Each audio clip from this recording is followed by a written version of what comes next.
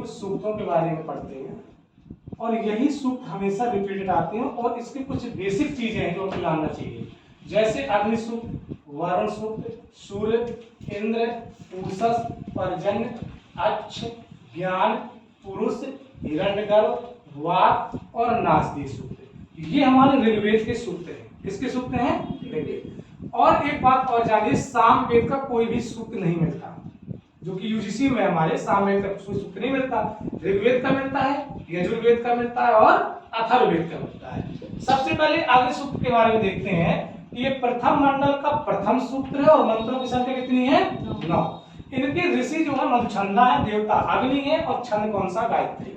मैंने पहले ही बता दिया कि गायत्री छंद जो है वर्णिक छंद है और इसमें वर्णों की संख्या कितनी होती है? 24।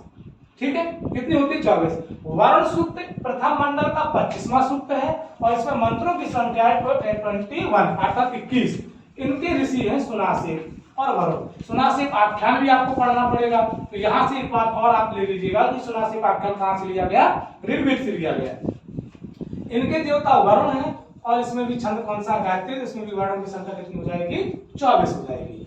सूर्य सूक्त है प्रथम मंडल का 115वां सूक्त है और इस पर जो मंत्रों की संख्या वो कितनी है? 6। इनमें से 6 ही मंत्रों को पढ़ना है। इनके जो ऋषि हैं पुरुष और अंगिरा हैं और देवता कौन है? सूर्य है। और त्रिष्टुप छंदों में जो वर्णों की संख्या होती है वो कितनी होती है? 44। लेकिन एक बात और आप ध्यान रखिएगा कि यहाँ पर जो 24 तो दिया वर्ण, लेकिन इस पर 3 पाद होते हैं और त्रिष्टुप में पादों की संख्या कितनी होती है? 4। ये भी आपको पता होना चाहिए। इंद्र सूक्त है दूसरे मंडल का 12वां सूक्त है और इस पर मंत्रों की संख्या कितनी है? 15। ऋषि इसके गृत्समद हैं और देवता इंद्र हैं और इस पर भी छंद त्रिष्टुप है, तो स्वाभाविक है कि वर्णों की संख्या सेम ही होगी। कितनी होगी?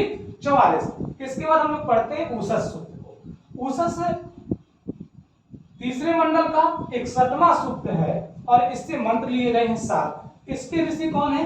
विश्वामित्र हैं और देवता उषा है और इसमें छंद भी क्या है? त्रिष्टुप है, तो इसमें भी वर्णों की संख्या कितनी हो जाएगी?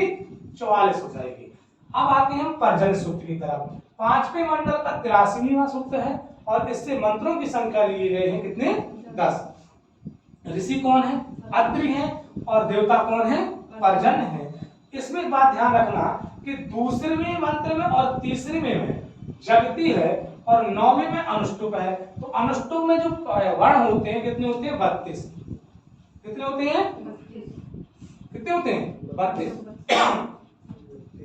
36, 32 ध्यान रखना। और जगती में कितने होते हैं?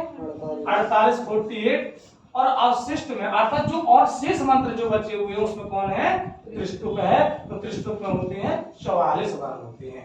अब हम लोग पढ़ते हैं अच्छ सूक्त की तरफ। अच्छ सूक्त को ये कह सकते हैं ये जुए से संबंधित जो कहानी बताई गई वो अच्छ सूक्त में किसमें क्या क्या दोष होते हैं। तो 10वें मंडल का 34वां सूक्त है, मंत्रों की संख्या 14 है। एलूस और कवच इसके ऋषि हैं और देवता इसके अच्छ और कृषि। अच्छ तो आपको याद रहेगा, लेकिन यूजीसी बार बार पूछता है कृषि को। ठीक, और इसमें 7वें मंत्र में जगती और शेष में त्रिष्टुप है। तो जगती में वर्णों की संख्या कितनी बताने की कोई आवश्यकता नहीं है, 48। तो यहाँ पर भी 48 और त्रिष्टुप की संख्या कितनी होती है? 44। अब हम लोग पढ़ते हैं ज्ञान सूक्त को। तो ज्ञान सूक्त 10वें मंडल का 71वां सूक्त है और इससे मंत्र लिए गए हैं 11। इसके ऋषि कौन है? बृहस्पति और देवता कौन है? परब्रह्म है। और इसमें ध्यान रखना कि 9वें मंत्र में जगती है और शेष में त्रिष्टुप है। ठीक, तो जगती में कितने वर्ण होते हैं? कितने होते हैं?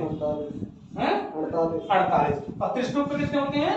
44 होते हैं। पुरुष सूक्त जो कि बहुत महत्वपूर्ण सूक्त है, यूजीसी में बार बार आता भी है। 10वें मंडल का 90वां सूक्त है, मंत्रों की संख्या 16 है। ऋषि इसके नारायण हैं और देवता कौन है? पुरुष ही है। अधिकांश अगर आप देखेंगे तो देवता सेम ही आपको मिलेंगे, पुरुष हैं। 1 से 15 तक अनुष्टुप छंद है और 16वें में कौन सा छंद है? त्रिष्टुप छंद है। अब आते हैं हम लोग हिरण्यगर्भ की तरफ। 10वें मंडल का 121वां सूक्त है, इसमें मंत्रों की संख्या 10 है और ऋषि कौन है इनके? हिरण्यगर्भ। यहाँ पर थोड़ा सा परिवर्तन आपको मिला, लेकिन इसके जो देवता है वो कौन है? प्रजापति हैं और इस पर संपूर्ण पर छंद जो है वो कौन है? त्रिष्टुप है। अब हम लोग चलते हैं वाक, और वाक मनस्य आपका एक संवाद भी मिलता है, उसको भी हम पढ़ाएंगे। तो 10वें मंडल का 125वां सूक्त है और इसमें मंत्र कितने लिए गए हैं? 8 मंत्र लिए गए हैं। इसके भी ऋषि कौन है? वाक। अभी तक जो आपने देखा होगा तो वाक और जैसे हिरण्यगर्भ यहाँ पर मिला हिरण्यगर्भ में, तो यहाँ पर ऋषि परिवर्तित रहे, लेकिन यहाँ पर ऋषि सेम है। देखो यहाँ पर क्योंकि इंद्र नहीं है, देवता के रूप में है, लेकिन यहाँ आप देखेंगे तो वाक और हिरण्यगर्भ देखिए यहाँ पर, और ऋषि को और देवता भी कौन है? वाक और परमेश्वर है। द्वितीय मंत्र में जगती है, क्योंकि टोटल मंत्र कितने लिए गए हैं? 8। तो द्वितीय मंत्र में जगती और शेष में क्या है? त्रिष्टुप छंद का वर्णन किया गया है।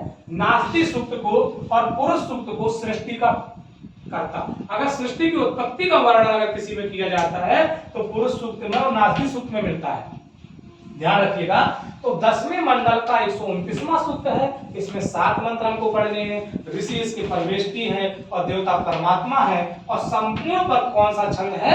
त्रिष्टुप। तो जब कभी भी प्रश्न पूछा जाता है कि हमारी सृष्टि की उत्पत्ति का वर्णन किस सूक्त में मिलता है, तो किसमें मिलता है? पुरुष सूक्त में और नास्ति सूक्त पर। तो आज के लिए ये ऋग्वेद के सूक्तों के बारे में हमने बताया। कल हम चर्चा करेंगे शुक्ल यजुर्वेद में, अर्थात यजुर्वेद और अथर्ववेद में सूक्तों के बारे में। आज की क्लास में इतना काफी है। जय हिंद, जय भारत।